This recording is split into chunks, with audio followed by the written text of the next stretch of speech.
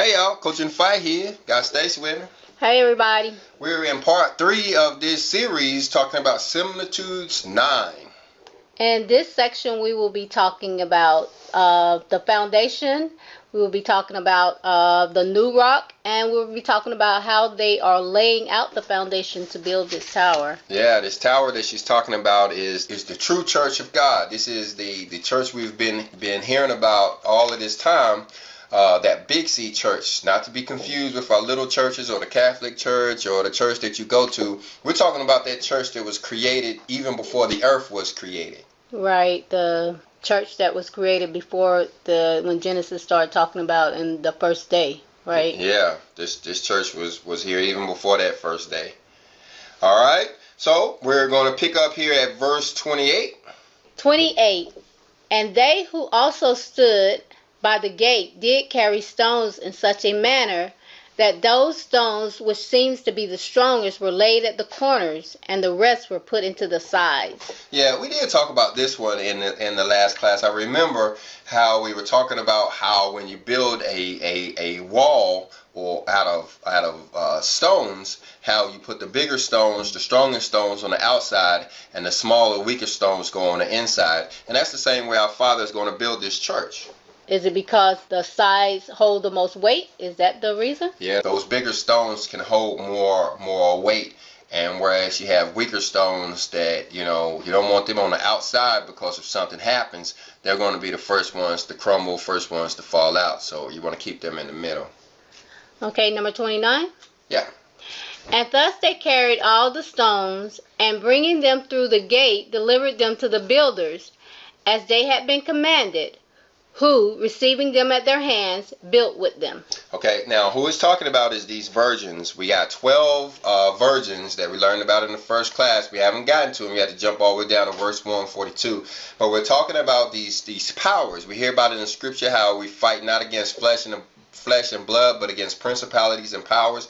Well, it turns out these virgins, who make up half of the 24 powers, are stuff like patience, power, continence, and faith. These individual spirits have to carry each one of us, who are represented as stones in this picture, have to carry us through and into the tower. If we don't have the characteristics of those 12 virgins, then we won't be allowed inside the tower, or we won't be allowed to stay there.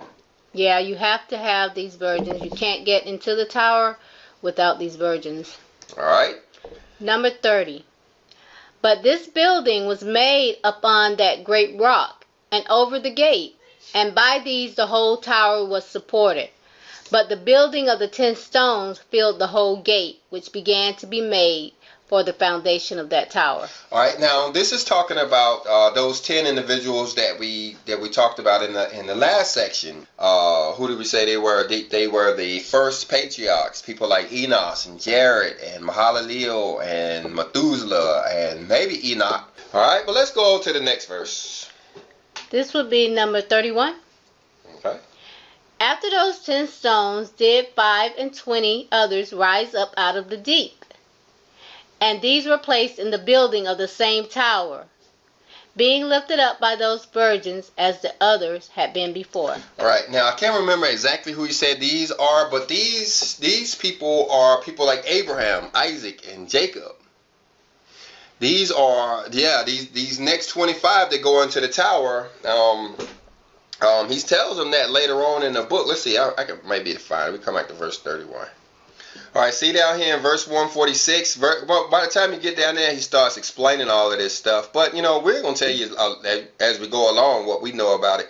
But look right here, verse 46. You want to read that? But, sir, what are those stones which were taken out of the deep and fitted into the building?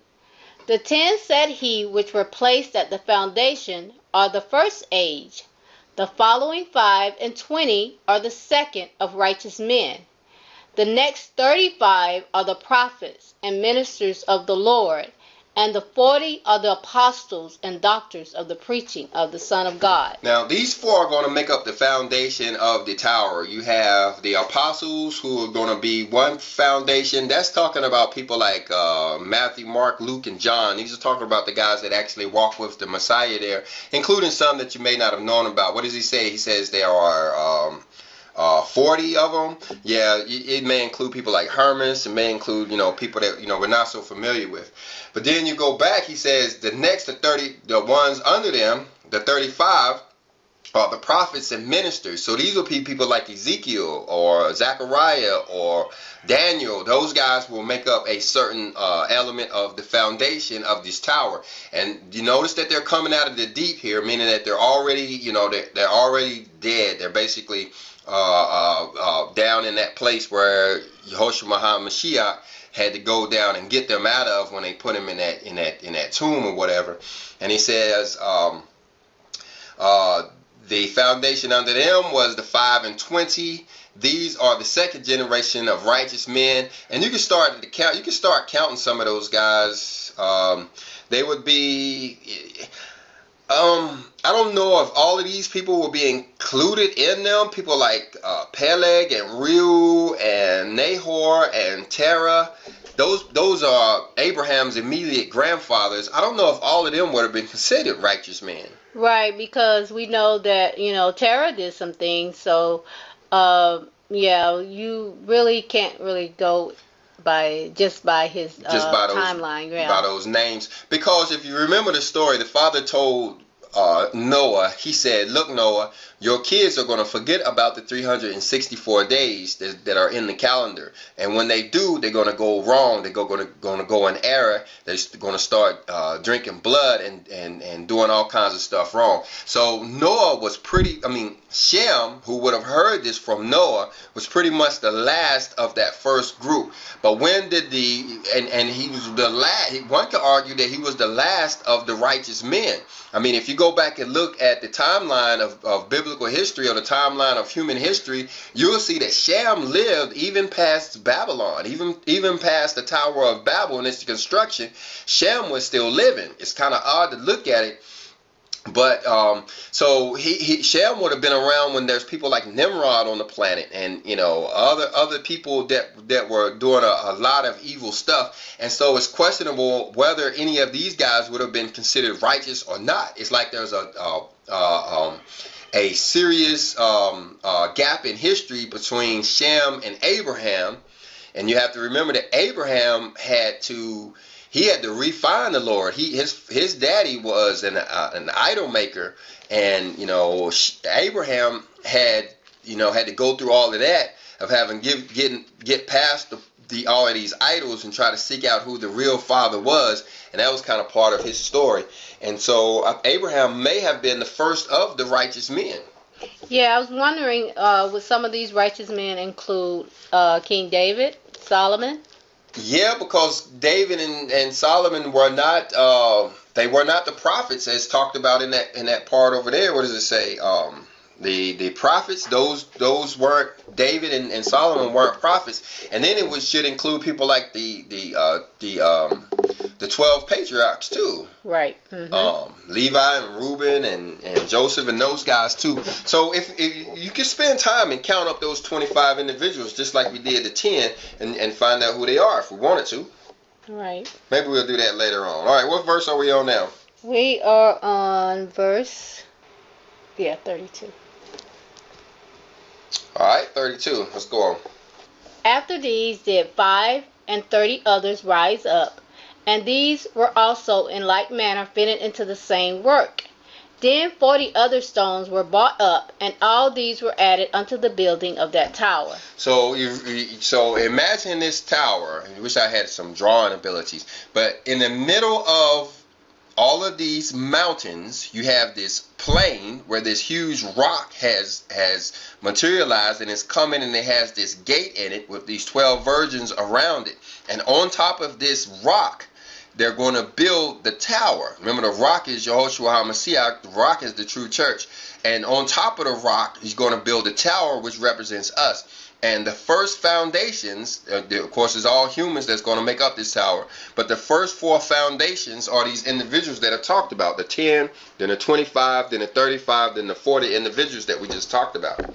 So I'm still trying to picture this tower. Like you said, it would be nice if you had a drawing of it, but well, it wasn't making sense to me until you said that the tower is actually being built on top of the white square rock, right? On top of the rock, yeah. Okay, so that makes sense. All right, so the Messiah is our foundation, and then we're being built on top of him. This church, this tower, like we said, the purpose of this tower is to go through the tribulation and survive into the millennial age.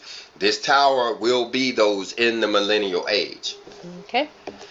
Number 33.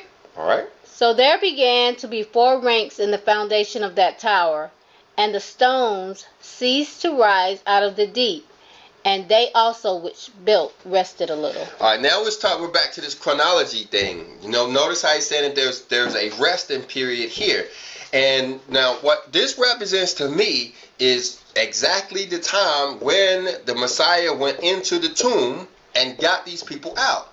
Remember, so the first part of the tower was, you know, after they crucified the Messiah, put him in a tomb. He was down there for 3 days. The story says that he went down and he got these individuals and brought them back out. That's when the foundation of this tower was created. And then notice right here, he said, and then they rested for a while. They stopped building. They may have stopped building for 2,000 years. This tower may have just started being building again. I just watched a video from a guy named Wilson not too long ago that was showing some dates and how he had went in and pulled out. And I'm gonna thank that lady Joe Chuckle Chick. I think she's mad at me. Don't speak to me no more. Let me go find out because I won't mention her name in here. Yeah, but it was this Joe Chucklo chick that told me about this guy named Larry Wilson.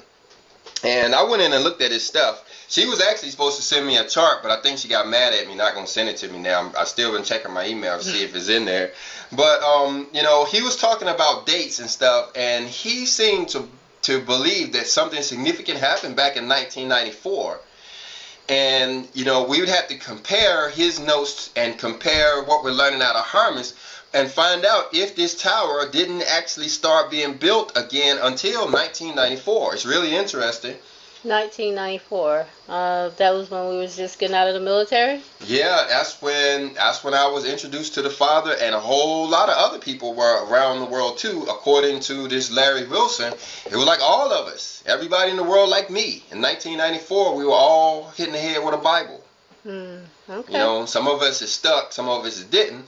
But, you know, something significant happened. And so I'm wondering if that's when this break or this incession in the building didn't end. Because if you look right here in 33, there's a rest right here. And they also, which built, rested a little. So there's a rest there. We've gotten the first four foundations in the tower, and then there's nobody else being put in the tower for a while. Okay, very interesting. Very interesting. All right, well, let's go on. Number 34.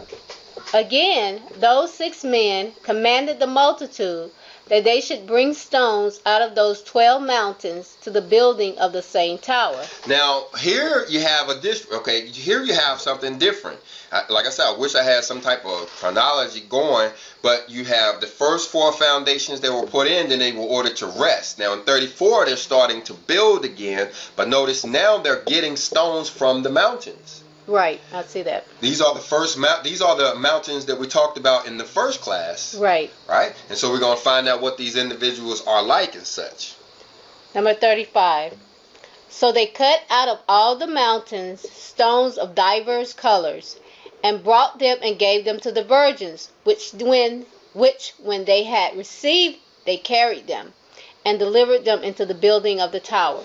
Yeah, so now they're of diverse colors because, you know, they're raw. They haven't gone through the virgins. So some of their colors are the color of hate. Some of their colors are the color of impatience. Some of them have the color of perficiousness and different stuff like that. And so once they go through the hands of these virgins, they're all going to be changed into white. Okay. Number 36. Yep. In which, when they were built, they became white, and different from what they were before. For they were all alike, and did change their former colors. And some were reached up by the men themselves, which when they came into the building, continued such as they were put in. All right, now, so the ones that went through the hands of the virgins, we hear about in the first part of this verse, they all changed from being various colors to the color of righteousness, the color of purity. But, you know, these other ones, notice down here it says, and some were reached up by the men themselves, meaning that those angels, those lesser angels who were in charge of actually doing the laborious work of building the tower, actually took some of these people and put them in the tower themselves. It's like they went and got them and they put them in a tower, not allowing them to be touched by the virgins at all. So that means that their color didn't change, right? Yeah, they didn't change at all. And that's what it says there, which when they came into the building, continued such as they were put in. So I know this might jump forward a little bit. So are we going to tell why they actually did this? I don't know why they did that. I don't know how or why. The Father hasn't given me anything on as far as, you know, I thought I had it at one time, but I remember thinking on it, but no, I don't remember why or how they bypassed the angels and went and did it did it themselves. Yeah, I mean, if you think about it, you got these lesser angels, individuals who, these are the ones that interact with man the most of the time anyway. These are the ones who will be stuck like our guardian angels, or the angels that may pull that truck up off of us, or, you know, these are the angels that are the closest to men. These would have been like the watchers, the ones who actually in old times mated with humans and, you know, created Nephilim and giants or whatever. But I don't know, I'm still not getting anything on how they would have actually, you know, grab these individuals and put them in that tower yet. But maybe it will by the time we end this series. We'll pray on that one too. Okay, number 37. All right. These neither became white, nor different from what they were before, because they were not carried by the virgins through the gate. Wherefore these stones were disagreeable in the building, which when these 6 men perceived, they commanded them to be removed and put again in the place from which they were bought. So these angels took it upon themselves to bring these individuals to the tower. Maybe the people, you know, talked them into it or whatever. Hey, let me in that tower. But now they're getting kicked back out. Now it's like, wait, no, these stones are not correct.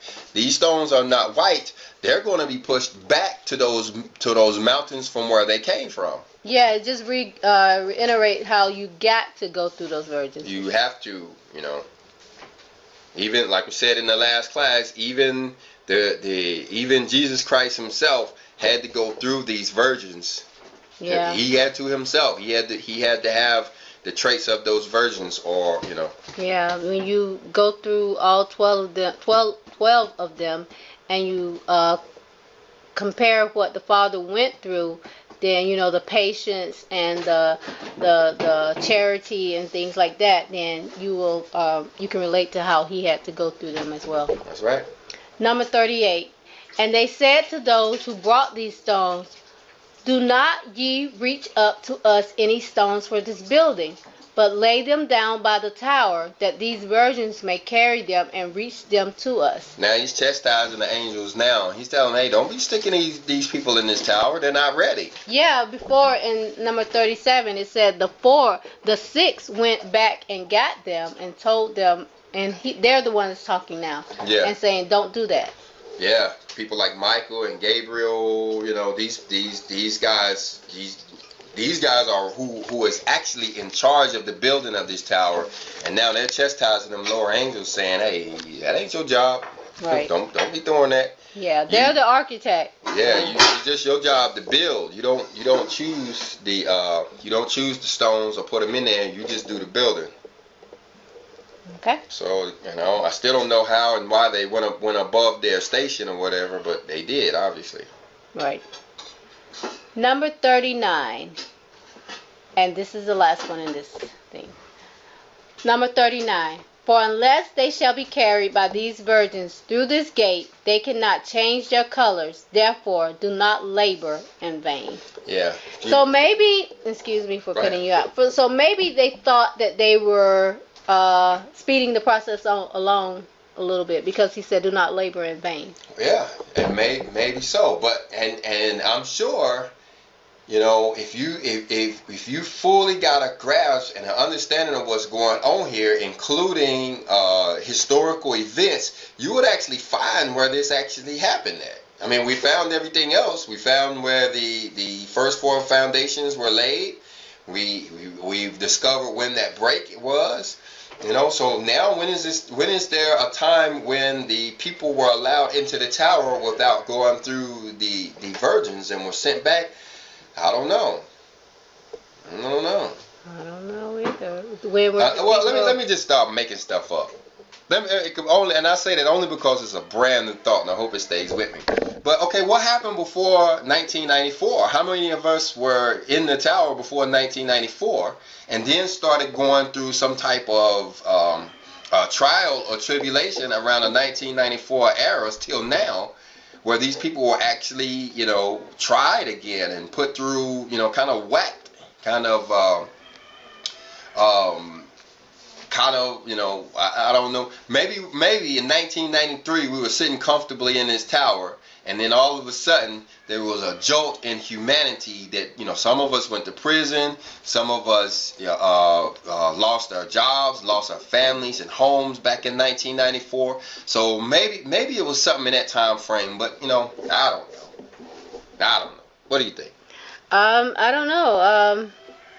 You just have to look further into it. Yeah, and let's try to hammer it out in the comments, y'all. Leave some comments down there in the bottom. If you think we're off, if you think I'm off track or something like that, just let me know. But if you think you have some additional information, you know, it'd be nice to have all of this stuff figured out before it's all said and done. To understand every element of it, which is probably impossible for this Hermas.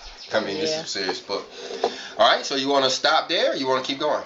We're gonna stop there, and I'm going to do a little bit more reading, and we'll continue on in the next class. Alrighty, y'all. You heard the boss. We're going to stop there. Y'all look for the end screens and look in the description for a link to this book below, including an audio book. And you guys could go ahead and take a look at it beforehand as we continue to put these classes up. You know, you could already be familiar with some of it. So we're going to go ahead and close it out there. All right. See you in the next class. Shalom.